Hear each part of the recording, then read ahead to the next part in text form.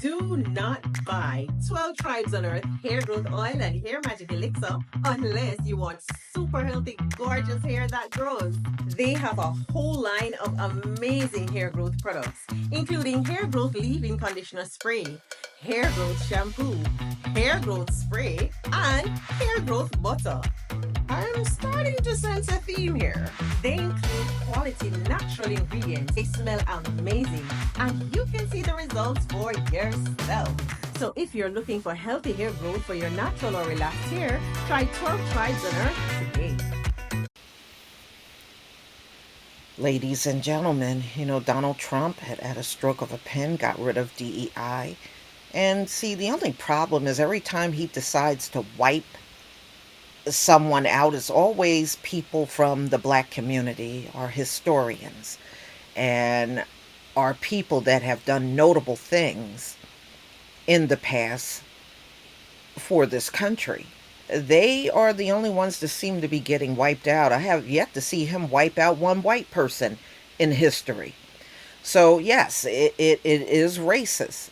I don't see him wiping out anybody that's laying in the cemetery of Arlington Cemetery that looks like him. Only one side is getting wiped out, and that's it.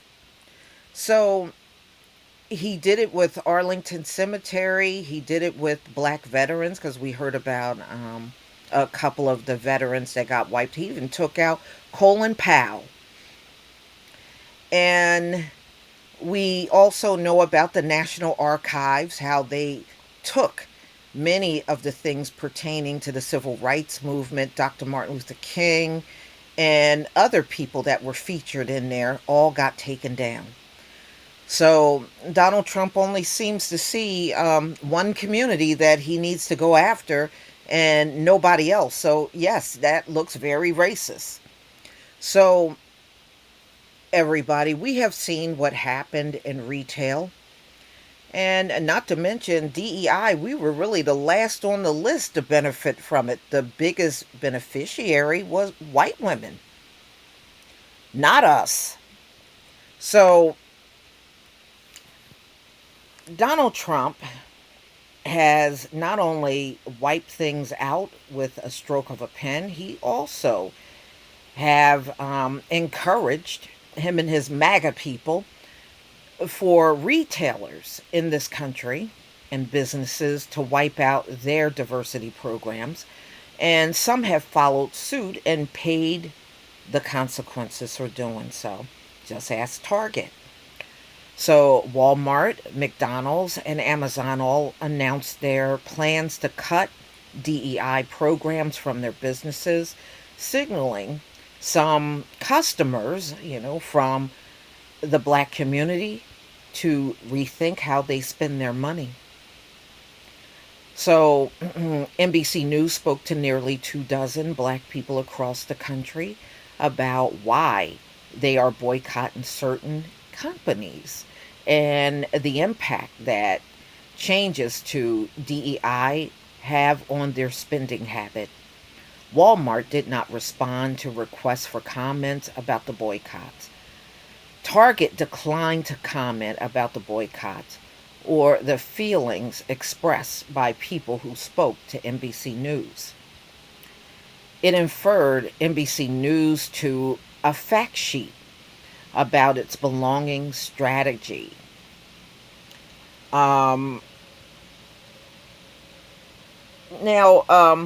Amazon said the company is committed to creating a diverse and inclusive company that helps us build the best range of products and services.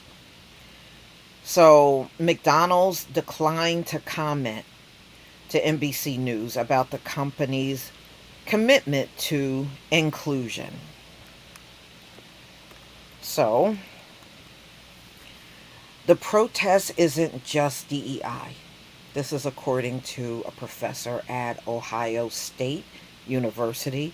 The abandonment of corporate pledges 5 years ago after the protests sparked George Floyd's, we know what happened to George Floyd in 2020.